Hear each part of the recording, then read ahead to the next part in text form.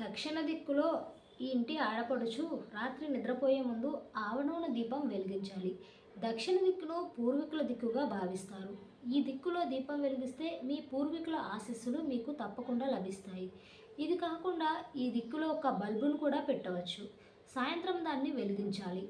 అలాగే ఇంటి ప్రధాన ద్వారం వద్ద ఈ దీపం వెలిగిస్తే ఇంట్లో సంతోషం, శ్రేయస్సు పెరుగుతాయి. పొరపాటును కూడా ఈ 5 పాదాలను తాకి నమస్కరించకూడదు. అలా చేస్తే పాపం. హిందూ సాంప్రదాయంలో, సనాతన ధర్మంలో పెద్దలను గౌరవించడం ముఖ్యం. వారి పాదాలను తాకి నమస్కరించడం అనేది ఎంతో పవిత్రమైనదిగా చెప్తున్నారు. ఎవరైనా పెద్దవారికి వారి కాళ్ళకి నమస్కరించకపోతే వారిని తిట్టేవారు కూడా ఉన్నారు. కానీ పొరపాటును కూడా కొంతమంది పాదాలను తాకకూడదు అని హిందూ ధర్మం చెబుతుంది. వారి పాదాలను తాకడం వల్ల పుణ్యానికి బదులు పాపాన్ని మూటగట్టుకుంటారని వివరిస్తుంది. ఎవరి పాదాలను తాకి నమస్కరించకూడదో ఇప్పుడు తెలుసుకోండి. ఆలయంలో ఉన్నప్పుడు మత పండితులు చెప్తున్న ప్రకారం మీరు ఏదైనా గుడికి వెళ్ళినప్పుడు పెద్దవారిని కలవడం, గొప్ప వ్యక్తులను కలవడం వంటివి చేస్తారు.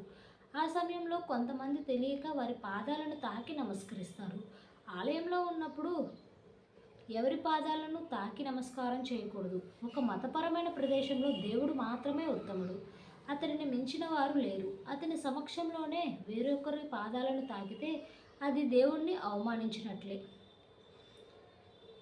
ఇంకా పిల్లనిచ్చిన మామకు వేదాల ప్రకారం అల్లుడు తనకు పిల్లనిచ్చిన మామగారి పాదాలను తాకడం నిషిద్ధం. సతీదేవి యాగంలో తనను తాను దహనం చేసుకున్న తరువాత శివుడు ఎంతో కోపంగా ఉంటాడు. ఆ కోపంలో తనకు పిల్లనిచ్చిన మామ అయిన దక్షుడి తలని నరికేస్తాడు. ఆ రోజు నుంచి